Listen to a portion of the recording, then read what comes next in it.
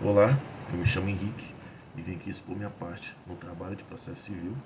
Eu fiquei responsável por fazer uma breve introdução a respeito da liquidação e da execução civil da sentença penal condenatória. Isso está disposto em dois artigos, um no Código de Processo Penal e outro no Código de Processo Civil.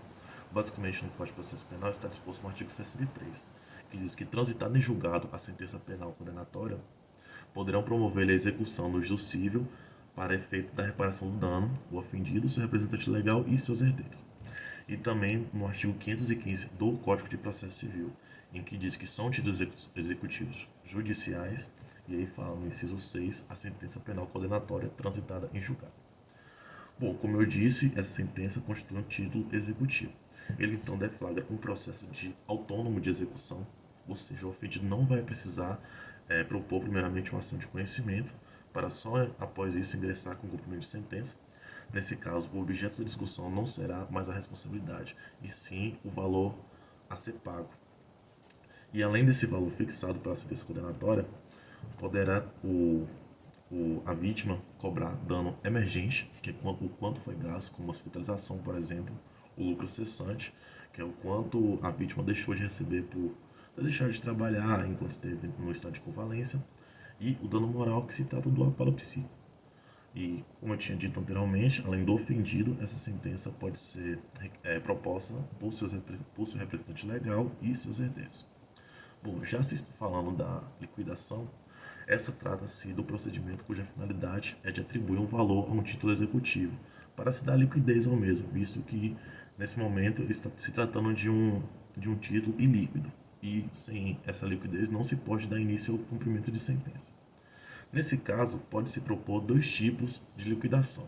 Uma é pelo procedimento comum, que é chamado também de liquidação por artigos, e a outra é pela liquidação por arbitramento. Nesse caso, é mais comum a liquidação pelo procedimento comum, que se trata, que no caso esta mesma é utilizada quando se tem um fato novo, que é, por exemplo, quando imagine então que um acidente ocorreu mediante esse ato ilícito, aí a vítima ficou hospitalizada, deixando de trabalhar. Nesse caso, o valor o valor que ela perdeu deixando de trabalhar e as custas hospitalares serão fatos novos que virão posteriormente ser cobrados. E, além disso, caso o juiz do âmbito penal já tenha estabelecido um valor prévio, esse não será motivo de liquidação. O que será motivo de liquidação serão os valores excedentes que poderão ser requisitados pela vítima. Já caso o juiz não tenha estabelecido valor prévio, esse então se dará pela liquidação por arbitramento, que se trata de uma liquidação em que o juiz pode requerer perícias para analisar de forma mais concisa o fato que ocorreu. Assim, então, estabelecido o valor pela liquidação, se dará então o cumprimento de sentença. Meu nome é Maria Elisa e eu vou estar dando prosseguimento ao que foi proposto pelos colegas, fazendo um breve comentário sobre o texto da Daniela Galvão, Anotações sobre a reparação civil nas sentenças penais condenatórias. Bem, na introdução do texto, ela começa, explicando o trazido no artigo 515, parágrafo 6º, que fala da sentença penal condenatória como título executivo judicial. Para isso, ela usa amparo também do Código Penal e do Código de Processo Penal. No Código Penal, ela traz o artigo 91, parágrafo 1º, e do Código de Processo Penal, artigos 63 e 64. Salientando, que essa reparação do ato ilícito, ela deve estar ali sempre usar em equilíbrio dos juízes cíveis e criminais, para decidir sobre essa questão. Ela traz um debate, na maioria do seu texto, falando sobre a Lei 11.719 de 2008, que trouxe que o juiz criminal ele vai ficar apto para fixar um valor mínimo dessa reparação civil. Aí ela explica lá tudo a respeito dessa lei e, basicamente, o juiz criminal agora ele está apto para fixar um valor mínimo e ele deve utilizar os mesmos critérios que o juiz civil para a fixação desse quanto. E, para isso, ele vai se amparar no artigo 944 do Código Civil, que fala que a indenização mede-se pela extensão do dano, pela proporcionalidade do dano. Ele não pode ser desproporcional. E aí ela traz uma passagem do doutrinador Rui Stolz, e ele traz algo que ele chama de binômio do equilíbrio, onde essa indenização ela não pode ser nem exagerada, nem desproporcional, mas ela também não pode ser curta, tipo, algo que vai prejudicar a pessoa que sofreu o dano. Então, ela tem que haver ali um equilíbrio.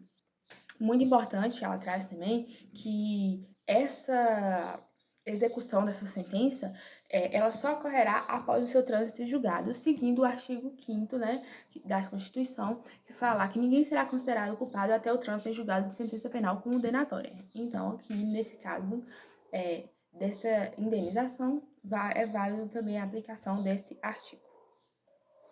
Já na conclusão do texto, a autora, Daniela Galvão, ela traz o seu posicionamento sobre a inclusão da fixação deste valor mínimo. Para ela, não foi totalmente favorável. Para ela, o que era feito anteriormente era mais favorável, né, era mais correto, onde a sentença penal condenatória transitada em julgado seria executada totalmente no cível, né? Então, para ela, não foi tão favorável assim, tão benéfico. Como esses critérios, essa lei já está em vigor, né? Se encontra vigente a Lei 11.719 de 2008, para ela, o mais correto agora é estabelecer critérios claros, né, coesos, para a fixação deste valor mínimo no juízo criminal, né? Para evitar futuros desacertos, equívocos. Então, já que já está vigente, fixar critérios agora é a forma mais eficaz de realmente conseguir decidir todo esse procedimento de indenizatório. Boa noite, me chamo Samira e eu vim falar sobre a abordagem do autor Paulo de Souza Queiroz em seu texto Efeitos Civis da Sentença Penal. Bom, conforme a abordagem desse autor, é possível compreender que, apesar de haver uma autonomia entre as instâncias penal e cível, algumas sentenças penais irão repercutir no âmbito civil, acarretando o impedimento da rediscussão da matéria que foi decidida ali no juízo penal. Então, aqui, a única competência do juízo cível é proceder ou improceder o pedido de reparação de danos sofridos pelo ofendido, nos termos da lei. Segundo o artigo 515, inciso 6º do CPC, a sentença penal condenatória transitada em julgado é considerada um título executivo judicial. Então, a partir disso, o ofendido ou seu representante legal pode ir em juízo cível requerer a execução desse título com o fim de ter o seu dano reparado. O autor também versa sobre os efeitos civis das sentenças penais absolutórias, que, em regra, não fazem coisa julgada no cível, ou seja, essas sentenças não impõem uma limitação temática ao juízo cível, que pode rediscutir a matéria que foi decidida no juízo penal. E também aqui pode haver o pedido de recuperação de dano e apreciação disso pelo juiz. Apesar disso, nós também temos as exceções. Tem algumas sentenças penais absolutórias que são de excludentes de ilicitude. Nesse caso, fazem coisa julgada no juízo cível, sim. Então, não pode haver a rediscussão da matéria, somente a apreciação do pedido de recuperação de dano. Por fim, conforme o entendimento do autor, entende-se que a responsabilidade civil, por ser baseada em critérios mais distintos e mais adaptáveis que a do juízo criminal, nada impedirá o debate sobre o direito ou não de reparação de danos sofridos pelo ofendido. Isso quer dizer que o fato de haver ou não uma limitação quanto à rediscussão da matéria decidida lá no juízo criminal não afeta a apreciação da postulação do pedido de indenização mediante o juízo cível. Olá, meu nome é Beatriz Pereira. Eu vou falar sobre o julgado de caso da nossa equipe. O julgado de caso que a gente escolheu se dá com um acórdão do Tribunal de Justiça de São Paulo. Eu vou contextualizar a situação que o acórdão está tratando. Houve um acidente de trabalho em uma construção civil. Um funcionário morreu em decorrência da não observação das normas técnicas de segurança na construção civil e o responsável técnico da obra foi condenado a homicídio culposo, e essa condenação tem uma liquidação na esfera civil. Antes de pleitear a liquidação na esfera civil, a esposa desse senhor, do funcionário que faleceu, ela buscou na esfera trabalhista as demandas laborais e ela teve julgamento favorável ao pleito dela. Foram as demandas laborais, dano material e dano moral.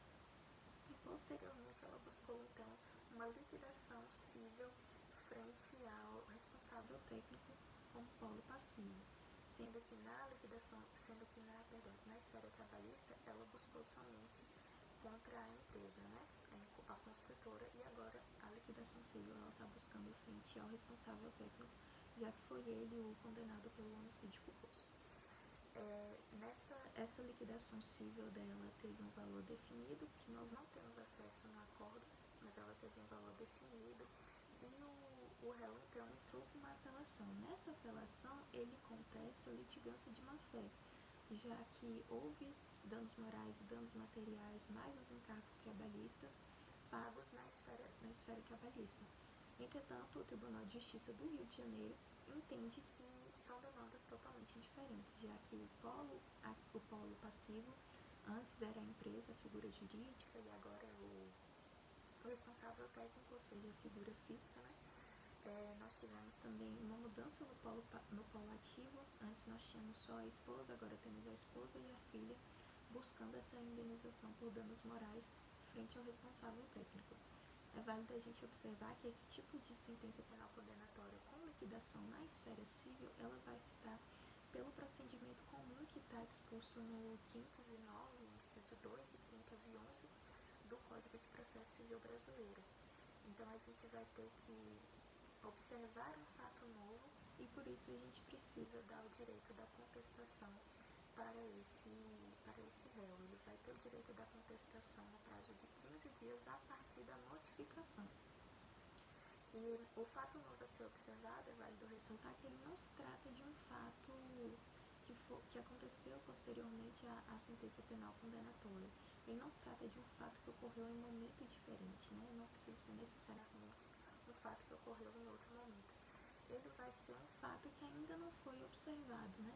Um fato que ainda não recebeu a apreciação do juízo, como é o caso do dano moral em decorrência da morte e o impacto que isso causa na família. Então o juiz vai precisar observar a idade dessa filha, se ela ainda é uma criança, se ainda é muito jovem, qual era o posicionamento que esse pai, que esse esposo tinha diante da sua família, se ele era o responsável financeiro pela casa, se ele era o maior provedor da casa.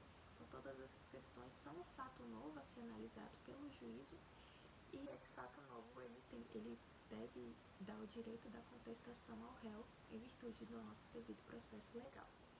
Então a gente pode observar por esse caso como se dá o procedimento, né, o rito de uma sentença penal condenatória com liquidação civil, e a importância também de se observar o processo como um todo, né? Tendo uma visão mais ampla aqui do processo, a gente observa algumas falhas na defesa do réu, como por exemplo a falta de contestação dos valores arbitrados na sentença de liquidação, né? Ele contesta a litigância de má-fé da esposa em virtude de pagamentos de dano moral e dano material na esfera trabalhista, mas ele não contesta o valor que foi arbitrado nessa sentença de liquidação na esfera civil, que era um fato importante a ser analisado também.